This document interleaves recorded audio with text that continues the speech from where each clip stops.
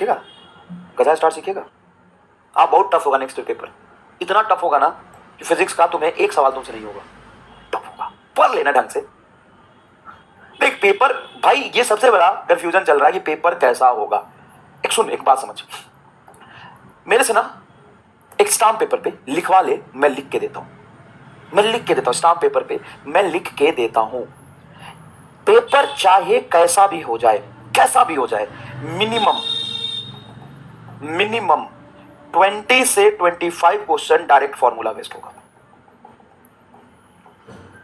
Single एक formula लगेगा और उस पे आंसर आएगा। तुम मेरे से लिखवा ले स्टाम्प पेपर पे लिख के दे देता हूं, स्टाम्प पेपर पे मैं लिख के दे देता हूं कि चाहे पेपर कुछ भी हो जाए, मिनिमम 20 से 25 क्वेश्चन डायरेक्ट फॉर्मूला बेस्ड आएगा। कारण बताता हूं, जेईई मेन का पेपर देख लेना, 30 में से मैं तुम्हें दिखा दूंगा हर सेशन का, हर साल के जेईई मेन का पेपर, 30 में से 20 से 15 से 20 सवाल, मतलब 70% सवाल, 50 से 70% सवाल, 15 से 20 सवाल डायरेक्टली फॉर्मूला बेस्ड होता है जेईई मेन। और तुम नीट का पेपर दे रहे हो, और ऑफिशियली नीट में बेटा, नीट में मैथ नहीं है, ऑफिशियली मैथ नहीं है। मैथ की जगह पे क्या है? बायो यो यो यो यो यो है। अब जब बायो यो यो है, आपने मैथ नहीं पढ़ा, तो आपको हम एक्सक्लूड कर दे कि मैथमेटिकल बहुत लेंथी सवाल आपसे नहीं पूछेगा। और सिंपल सा फंडामेंटल सा लॉजिक है। आपने कोई डिफरेंशिएशन पे पीएचडी थोड़ी ना किया है। मैथ वाले डिफरेंशिएशन पे पूरा किताब सॉल्व करते हैं, इंटीग्रेशन करते हैं, उनको बायोलॉजी नहीं पढ़ना। बायोलॉजी की कॉम्प्लेक्सिटी, बायोलॉजी इतना टफ सब्जेक्ट, इतना हार्ड सब्जेक्ट, इतना मतलब भाई आसान थोड़ी ना जेनेटिक्स और ये बॉडी पार्ट्स और इसका मैकेनिज्म समझना। तो आप बायोलॉजी पढ़ रहे हो मैथ की जगह पे, मतलब आप बायो यो यो हो, आपने बहुत लेंथी मैथमेटिक्स नहीं पढ़ी है। तो जो भी फिजिक्स में सवाल आएगा उसमें इस बात का ध्यान रखा जाएगा कि आप बायोलॉजी नहीं पढ़े हो, सॉरी मैथ नहीं पढ़े हो। मैथ नहीं पढ़े हो तो मैथमेटिकल लेंथी सवाल आपसे नहीं पूछेगा, कंसेप्चुअल सवाल पूछेगा। तो चाहे आज तक का मतलब आज जब से नीट हो रहा है तब से लेकर के अभी तक का, अगर सबसे मुश्किल पेपर बनाते, सबसे मुश्किल, भाई साहब ऐसा पेपर बनाया जैसा आज तक पेपर नहीं आया था फिजिक्स का, सबसे टफ फिजिक्स बनाया, सबसे टफ फिजिक्स बनाया भाई साहब, आज तक के इतिहास में सबसे मुश्किल सवाल आया, तो 20 से 20 सवाल डायरेक्ट फॉर्मूला बेस्ड होगा। ला मैं लिख के देता हूं, और डायरेक्ट नोट से आएगा, ये भी मैं लिख के देता हूं, पढ़ाना छोड़ दूंगा। तू मानता ना कि 2016 का पेपर सबसे मुश्किल था, उसमें से 30 सवाल डायरेक्ट फॉर्मूला बेस्ड है। आज तू जाके देख ले, वेरीफाई कर ले, फिर मेरे पास आ जाना। हाँ 2016 का पेपर ना, जाके देख ले, 30 सवाल डायरेक्टली फॉर्मूला बेस्ड है, जाके देख ले, वेरीफाई कर ले, 30 सवाल डायरेक्टली फॉर्मूला बेस्ड है। और मैं कह रहा हूं उससे भी बहुत बहुत बहुत बहुत बहुत मुश्किल पेपर आया। जनरल मिसकंसेप्शन है भाई मेरे, यार ढंग से समझने की कोशिश कर, फिजिक्स को पहले फील कर, कंसेप्चुअल एनालिसिस कर, उसके लिमिटेशंस को समझ, फार्मूला को समझ, फार्मूले पे 20 सवाल कर, इससे ज्यादा क्या करेगा? मतलब सबसे पहले तुम्हें किसकी तैयारी करनी है? सर इसकी तैयारी करनी है कि डायरेक्टली एक single formula, direct theory, direct formula पे 20 से 25 सवाल आएंगे। सर समझ गया। अब आते हैं 10 से 15 सवाल ऐसे होंगे, 10 से 15 सवाल मतलब 20 से 30 हो गया, और 15 25 40 हो गया। ऐसे सवाल आएंगे जो मीडियम लेवल के होंगे, जिसमें लैंग्वेज थोड़ा सा टफ होगा, लेकिन होंगे डायरेक्ट फॉर्मूला बेस्ड है।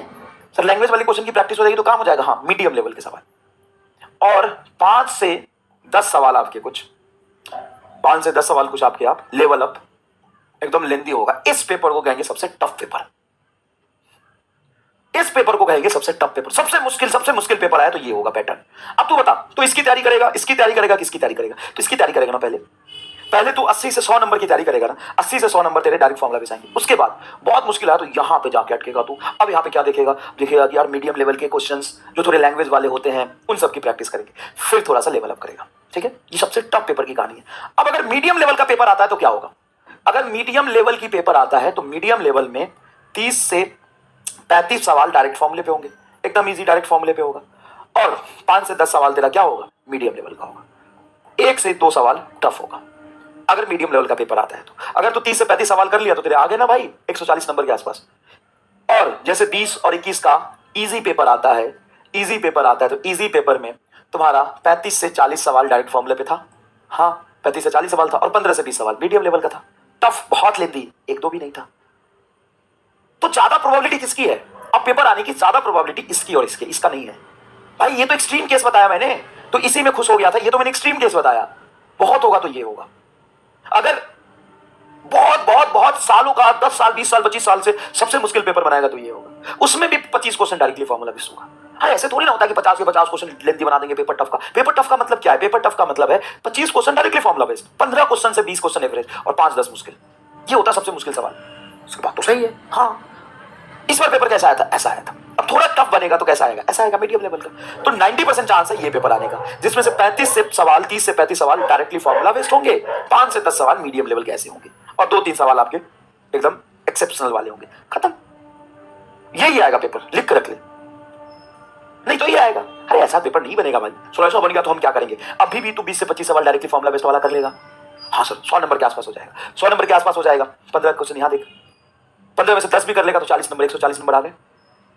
और वैसे भी जब तू पढ़ाई कर रहा है तो ये तो सारे क्लास में कवर हो रहा है, इसमें भी क्लास में कवर हो रहा है। अब 2-4 क्वेश्चन प्रैक्टिस तुमको थोड़ी करनी पड़ेगी। अब जब ऐसा पेपर आएगा तो मैं बता दूं कि 99% मतलब 95% बच्चों के, 90 से 95% बच्चों के इस पेपर में एवरेज नंबर 80 की 100 के आसपास आएगा। कट ऑफ अपने आप नीचे आएगा। बात बराबर है। तुम इस पेपर में 100 लाओ और इस पेपर में 140 लाओ, इस पेपर में 160 लाओ, इक्विवेलेंट है। कट ऑफ उसी के अकॉर्डिंग होगा। इसमें तुम पढ़ाई करके 160, 65, 70 ले आओ, 170 लाओ, 150 लाओ या 110 लाओ, बात तो बराबर है। सबके लिए पेपर होगा ना, आपके लिए तो पेपर होगा नहीं। दूसरी बात और सबसे इंपॉर्टेंट बात मैं आपको एक और बता दूं, इन तीनों पेपर को करने के लिए सबसे ज्यादा जरूरी चीज क्या है? क्लास नोट्स ढंग से बनाना, क्लास में चीजों को अच्छे से पढ़ना, पीवाईक्यू करना, इसको कवर करना सबसे इंपॉर्टेंट है। पहले पार्ट को कवर करना सबसे इंपॉर्टेंट है, वहीं पे तो सारा गेम छुपा हुआ है। उसके बाद एक इंपॉर्टेंट चीज, जितने ज्यादा से ज्यादा आप टेस्ट पेपर कर पाओ वो टेस्ट पेपर करना, जितने ज्यादा से ज्यादा आप टेस्ट पेपर अटेम्प्ट कर पाओ वो टेस्ट पेपर करना, जितने ज्यादा किसी भी कोचिंग इंस्टीट्यूट का कोई टेस्ट पेपर ले लो, किसी भी कोचिंग इंस्टीट्यूट के पास के टेस्ट पेपर ले लो, उसको करो एकदम दबा के, उसको एकदम दबा के करो। कुछ सवाल नहीं होंगे, कोई बात नहीं, सीख लो। अब जाके करो। रोज बच्चे मैसेज करते हैं, हमने डैश कोचिंग का टेस्ट दिया था, उसमें से 95% सवाल आपके नोट से थे। डैश डैश कोचिंग का किया था, उसमें से 90% सवाल थे। डैश कोचिंग का किया था, उसमें से 90% सवाल थे। खत्म ना, खत्म ना सर। लेकिन 5-10% तो सीखेगा भी कि मास्टर बनेगा। सारा सवाल तू कर लेगा तो मास्टर नहीं बन जाएगा। अगले साल हम क्या भीख मांगेंगे रोड पर? हमारा क्या काम है फिर? चले जाए हम हरिद्वार, हिमालय चले जाए क्या? हम हिमालय चले जाए क्या? हमको छोड़ेगा कि नहीं छोड़ेगा? हम भी अपना रोजी रोटी करे कि नहीं करे? सब कर लेगा तू, मतलब कुछ भी। अगर तू किसी कोचिंग इंस्टीट्यूट का सारे टेस्ट का सारे सवाल कर लिया तो ही पढ़ा लेना। अगले साल मैं जाता हूं, फिर क्या करूंगा? मेरा काम क्या है यहाँ पे? तू कर ले। एकदम सही बात कह रहा हूं ना। हम डिमोटिवेट हो जाते, हमसे सवाल नहीं होता तो डैश तेरा। अरे हम डिमोटिवेट हो जाएंगे अगर तू सारा कर लेगा तो। अगर तू हम तुमको करने भी नहीं देंगे, कुछ चीजें बचा के रखेंगे ना अपने लिए। तुमसे अगर 2-4 सवाल नहीं होते तो तुम डिमोटिवेट हो जाते हो, जबकि जरूरत नहीं है। उन 2-4 सवालों को सीख लो ना भाई, आगे आगे बढ़ो। 4 महीने लगातार सीखते चलोगे तो वो लेवल भी आएगा जिस दिन सब कुछ कर लोगे। और मान लो तुम सब करने लगे तो फिर हम डिमोटिवेट नहीं हो जाएंगे। हम इंसान नहीं है, हमारा कोई फ्यूचर भविष्य नहीं है, हमारा रोजी रोटी नहीं है। पॉलिटिक्स में चले जाना, अच्छा क्या करेंगे उधर जाके? एक काम आता है वो तुम करने नहीं दोगे, सारा तुम कर लोगे, हम डिमोटिवेट हो जाएंगे। अरे गधे, समझ इस बात को। मत करना सारा। जिस दिन सारा करने लग जाएगा पगला जाएंगे हम लोग, पूरा मास्टर कम्युनिटी खत्म। फिजिक्स वाले के सारे मास्टर रोड पे आ जाएंगे, तू ही बन जाना, सब मास्टर बन जाए। आजकल बनते भी हैं, नीट क्वालिफाई कर लिया नहीं कि मास्टर, फिर छोड़ देते हम। भाई मेरे spring with spring constant k when compressed by 1 centimeter, by 1 centimeter मतलब 1 सेंटीमीटर कंप्रेस करा हुआ है।